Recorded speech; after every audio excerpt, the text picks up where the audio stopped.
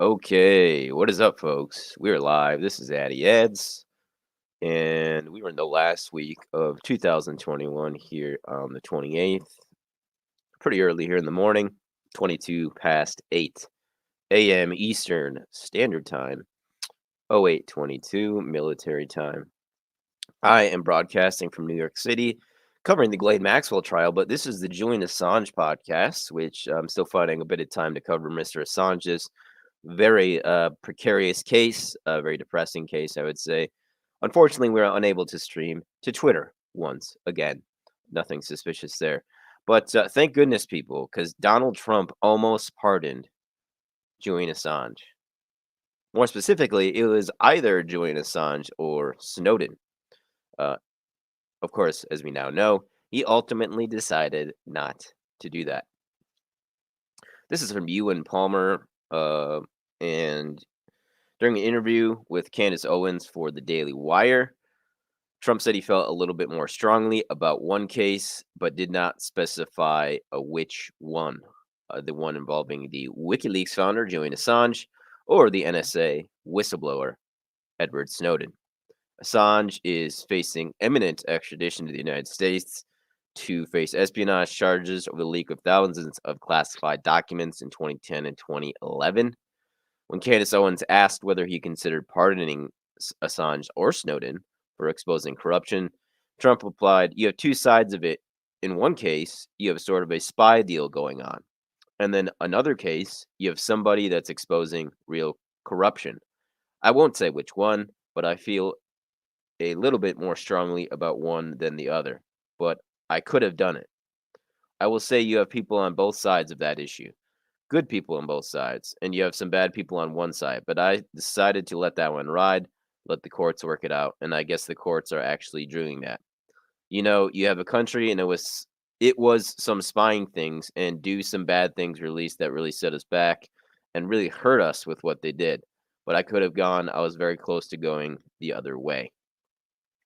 And surprisingly enough, I cannot guess which one he was leaning towards because it was under Trump's administration, which Pompeo was released with a rabidness uh, to go after Assange. So again, I'm not really sure which one he meant by that.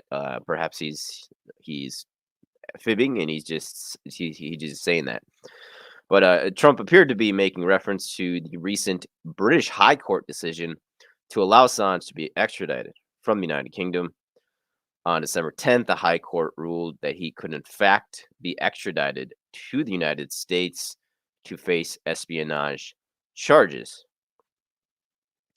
Uh, Again, this was based on very vague assurances from the United States government. Assange's lawyer, Barry Pollock, uh, described these as, quote, highly disturbing. He added, did Mr. Pollock, the UK court reached this decision without considering whether extradition is appropriate when the United States is pursuing charges against him that could result in decades in prison based on his having reported truthful information about newsworthy issues such as the wars in Iraq and Afghanistan. Wow, what a relief, guys. What a relief that Donald Trump almost pardoned one of those guys. If only he did. If only he did. And that's one of my biggest sticking points with Mr. Trump. I didn't vote in the 2020 election. Had I voted, I would have either voted for the conservative candidate or more likely for the libertarian candidate, Joe Jorgensen. But this is something that a lot of Trumpers often forget is Trump's failures in office. And let's us not forget that the bar for what is a good president, as far as the past 4 or 5, 6 presidents, is quite low. I think we should admit that. And even if Trump was the best in my lifetime or your lifetime, that's not saying a whole lot. So, why he's even commenting on this, I think it's a good thing he answered Candace Owens's question.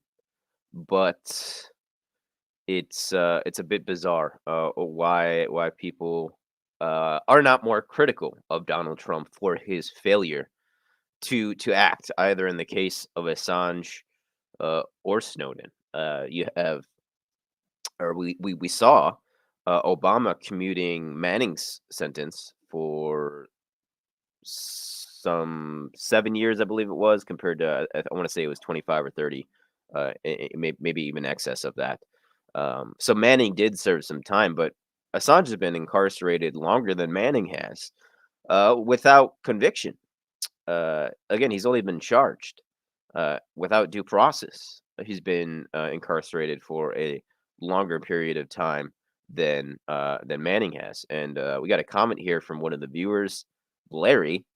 He says, "quote Trump has turned me against him in that interview." End quote. That's interesting, because many people have many different turning points or points where they change their opinion on someone in a large way, such that it shifts their whole perception of the person. And I'm trying to do more of these podcasts on Assange, even while I'm out here covering the trial in New York City, various angles on it. I'm going to be starting to call people out for not supporting Assange, so you guys get ready for that. It should be entertaining. I think people like it when they see people go at it, and I'm not afraid to do that now. And I got a bit of a platform on Twitter.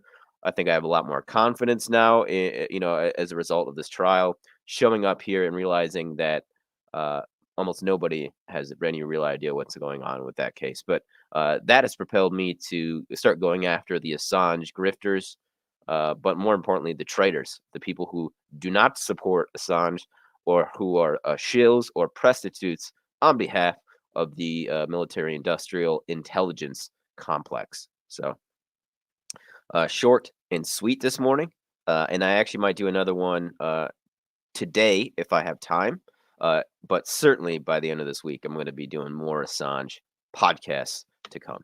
Stay frosty, folks, and check my Twitter for updates on Maxwell. And hopefully, we'll get a verdict today.